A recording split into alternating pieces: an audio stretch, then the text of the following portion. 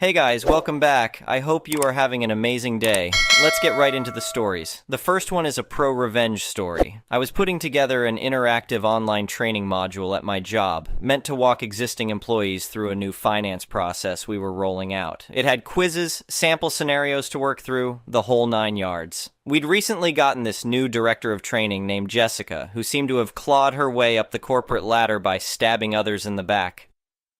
From what I could tell, she got promotions not due to her own talents, but because she was better at throwing mud on her colleagues than they were at her. It was almost impressive, like she had to be running some larger game beyond just typical office BS. I'll get to that. So after I finish the first draft, it goes out for testing and review as usual. A few minor tweaks get flagged, no big deal, but then Jessica just rips it apart, saying it's incomprehensible gibberish, claiming it needs to go into far more granular detail, questioning every single mouse click in the scenarios, the whole 9 yards. Here's the thing, though. This module targets our finance peeps, who already know the ins and outs of our systems. It's not meant to make sense to someone from a totally different background like Jessica, who came from teaching history to middle schoolers. I tried explaining this to her a million different ways, but she wasn't having it. So, begrudgingly, I had to go back to the finance experts with Jessica's laundry list of gripes. At first, they thought I was joking when I showed them her 20 pages of criticism. We ended up having to redo the whole thing, covering real 101 level basic idiot stuff like setting up email signatures and network drives, things folks in finance obviously already know. But Jessica was adamant we include all of it since she couldn't grasp the fundamentals. A total waste of everyone's time and energy. After recording all the new voiceover work and rebuilding the module per her ridiculous demands, I sent it back, and Jessica ghosted me, wouldn't respond to any follow-ups. A week goes by, and the finance head honcho wants to know why this project is so behind schedule. I went to forward Jessica's emails explaining the whole saga, but they were all just gone. Vanished. My buddy in IT did some digging and found that someone had done a shady compliance delete on the email server for any messages containing a specific phrase Jessica used, basically nuking any incriminating evidence. Well, that lit a fire under my ass. My IT friend recovered the deleted emails for me, and I started meticulously saving any communication with Jessica just in case. Had the finance experts do the same thing, wanted to see if there was really a deeper layer to this mess before blowing the lid off. Finally, after literal months of this back and forth, Jessica publishes and launches the new bloated 3-hour version of what was supposed to be a 30-minute module. An absolute chore full of pointless tangents and fluff that didn't need to be there. It was like designing a course on entering medical billing codes, but being forced to include lessons on the alphabet because what if the nurse can't read? The finance VP obviously hated this convoluted mess and couldn't believe I would put something so scattered together. He called a meeting to get to the bottom of it. That's when Jessica suddenly started pretending she had nothing to do with it, trying to throw me under the bus and say I ran wild on my own with all the extras. She kept talking over me every time I tried to defend myself, till finally the VP cut her mic so I could speak uninterrupted. That's when I played my hand, sharing my screen and showing her emails exposing her as the one who explicitly instructed me to build the course that way, regardless of how nonsensical it was. Jessica bailed from the meeting pretty damn quick after that. The VP asked me to send him all the files and correspondence. As I was doing that, I gave him a heads up about the suspicious email deleting incident from earlier. He said he'd look into it, and that's when the proverbial hit the fan. Jessica got canned, and one of the IT guys got fired too. Apparently they were having an affair, and the IT dude abused his admin privileges to cover their tracks when her stupid vendetta against me backfired. From what I heard through the grapevine, their spouses found out about the affair once an internal investigation kicked off. Last I checked, they're both getting divorced now too. Massive crap show all around. So yeah, now there's some major vacancies in leadership around here as the dust settles. IT is getting audited to their cores as we try to figure out if there were any other breaches or leaks. Perhaps if Jessica spent less time obsessing over me and more time obsessing over Excel, none of this would have happened. But she got way too tangled up in her own webs to claw herself out of the pit she dug. Had to learn the hard way, I guess. The next one is an entitled people story. I've lived in my suburban neighborhood for over 15 years now and absolutely love it here. The community is friendly, the houses are a decent size, and there's a real sense of togetherness among the residents. Well, most of the residents anyway. When I first moved onto the block, everyone was welcoming and kind.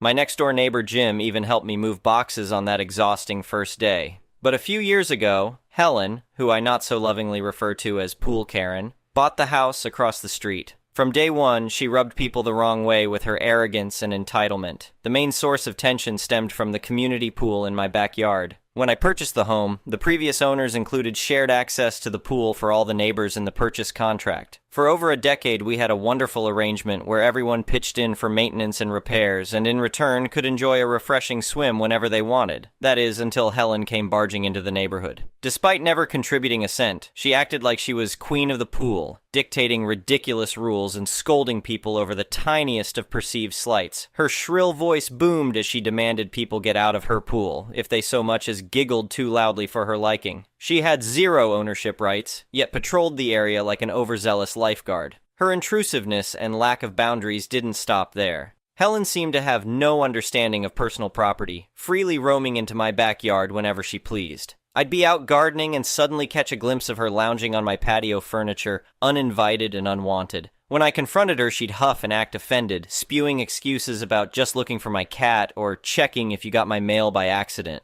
After countless polite requests for her to respect my privacy went ignored, I finally installed a tall, locking fence around my entire property. But even that didn't deter Helen. One Saturday, I spotted her scaling the fence like a wannabe burglar, then plopping down on a pool float with a satisfied smirk. That was the last straw. I promptly announced that I would be revoking all neighborhood pool access at the end of the swim season. A unanimous vote, except for a certain shrieking Helen. True to my word, I had permits drawn up to permanently enclose the pool for my private use only. But before the construction crew could even break ground, I received a stern letter from a lawyer representing Helen. According to her, I was legally forbidden from altering pool access in any way. The threatening legalese went on to say I owed Helen financial restitution for emotional damages caused by denying her pool usage. I had a good laugh at the ludicrous demands, which clearly had no basis in reality. However, Helen's harassment did not stop there. She continued bombarding me with fake legal letters and violation notices on a near-daily basis. One week, I apparently owed her $2,300 for unlawful fence construction. The next week, it was $1,800 for unauthorized gardening.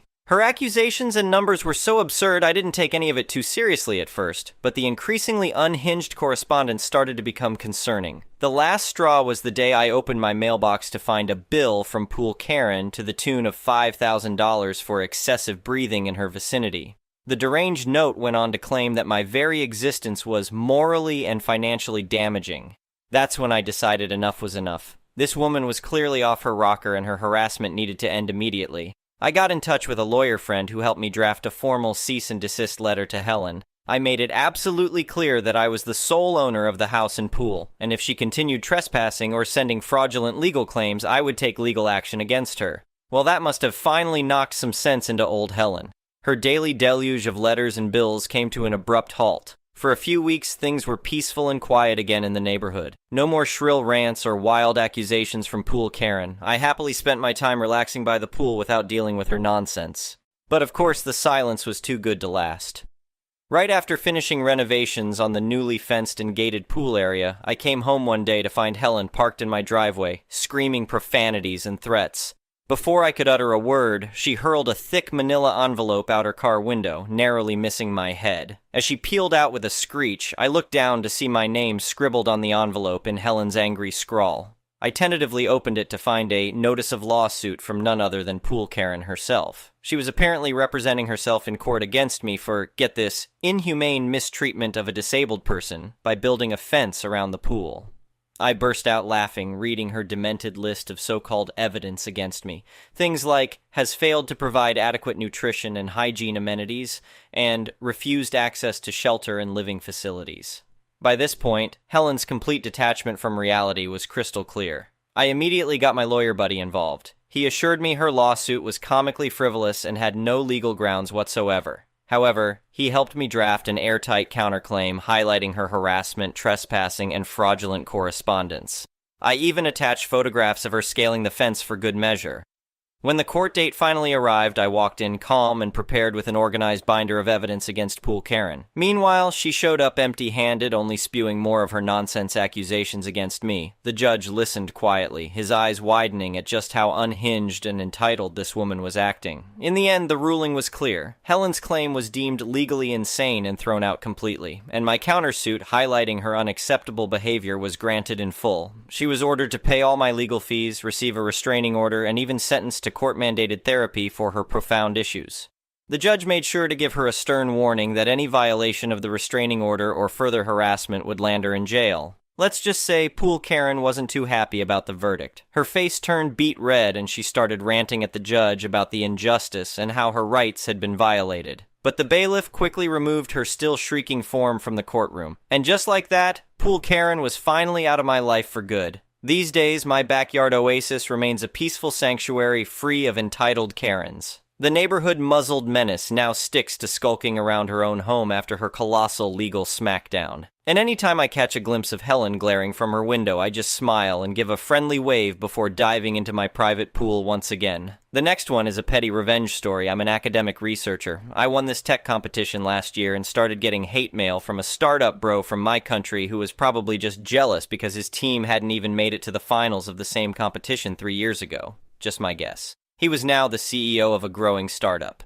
The content of the hate mail was usually just insults mixed with explaining that I wasn't really good in my field and didn't deserve any acclaim. It hit the fan when he actually made the effort to attend a Zoom lecture of mine to hurl insults in the comments. That was embarrassing. I wanted revenge in a way that would prove my merit as well. I ordered his company's product, a special water filtration apparatus, and made some neat improvements to it which made it much cheaper. I found one of his close competitors who operates in the same region and gave the product to them in exchange for a payment and an advisory position. This was also a small company that was neck and neck with the dude who was harassing me. It's been 1 year and the competitor has almost fully dominated the market.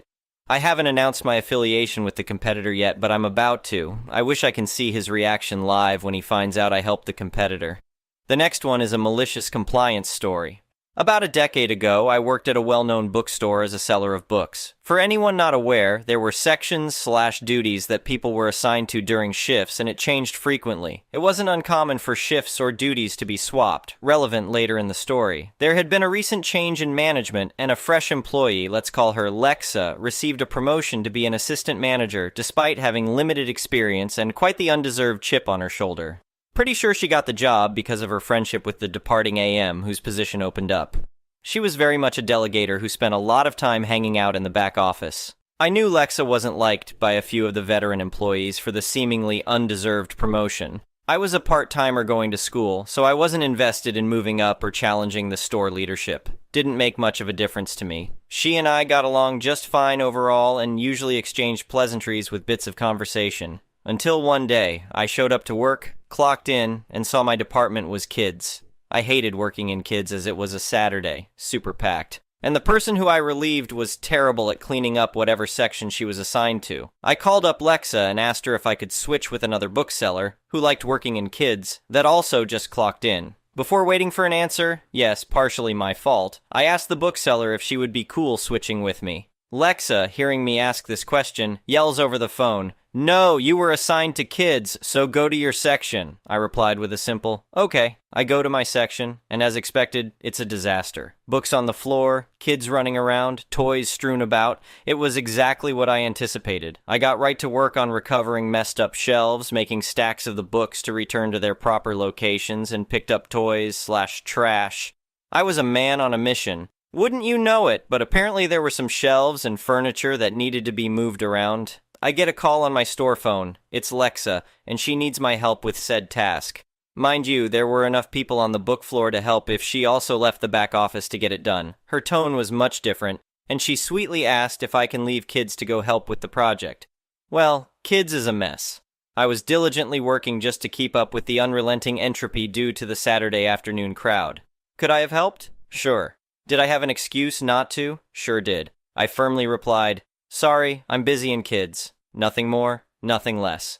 The shift ended, and we went go to the break room post-shift. Lexa talks to all of us and mentions how we need to remember to work as a team. Her demeanor was mildly sheepish, and she avoided making eye contact with me. I sat there, staring right at her with a dumb look on my face, pretending I don't know she's indirectly talking about me. I did find out from a couple of friends she did help out, which required her actually doing some work instead of hiding out. We never had any run-ins after that, and she moved a couple of months later. In any case, I worked my assigned section like she told me to.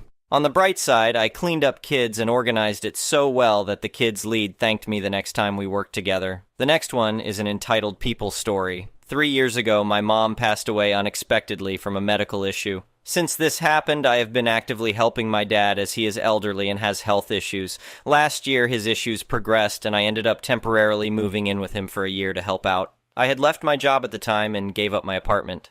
I was helping him full-time until recently. Within the last several months, he wanted me to be able to get back to my own life, and I wanted that as well, so I started looking at apartments. The arrangement was going to be that I would still go over to his house several times a week and be helping him with everything he needs, but trying to get full-time work separately so that my life isn't in total involvement with him. He was paying me a small amount per month when I lived there, nowhere near the amount a full-time caregiver would get.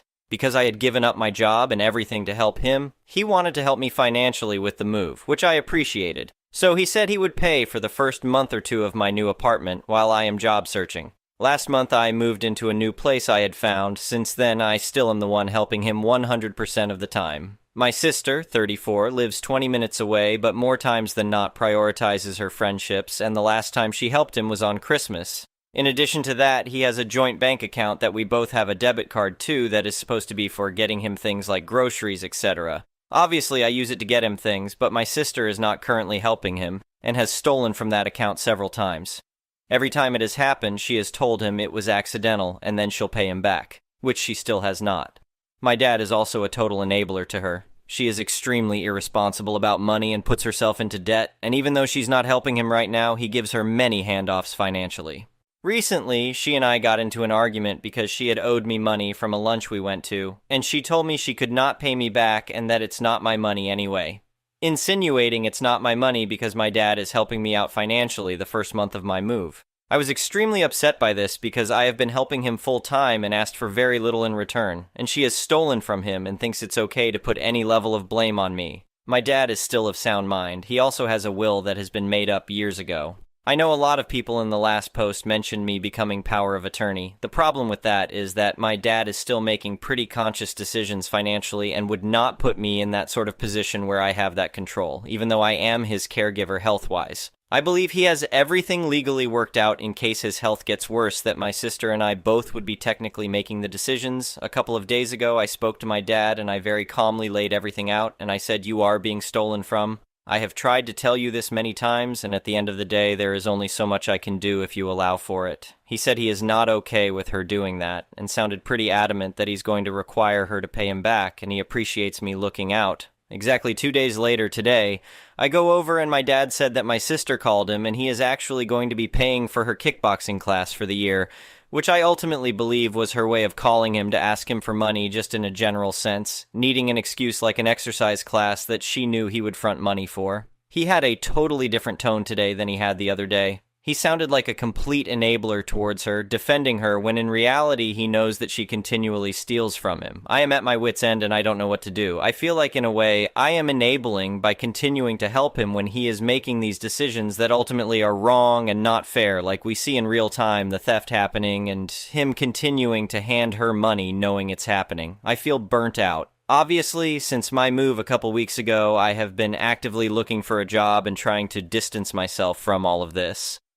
I have some regrets about giving up my original job to help him, but at the same time I thought it was the right decision at the time. My dad is very similar to my sister in that he has a very strong personality and can be a bit narcissistic at times. He is depending on me to help him 100% with a small amount in return while letting her steal and not help. I don't know what the solution is anymore, and I don't know what to do going forward. Obviously, it's ultimately his money, so if he decides that he is okay with being stolen from, there might be only so much I can do. What I can do is distance myself from helping if I feel like this is a really toxic dynamic, but obviously I have tried to still help him through everything because he is ultimately my dad. Thank you for watching. I would really appreciate it if you could like the video and subscribe to our channel if you haven't already.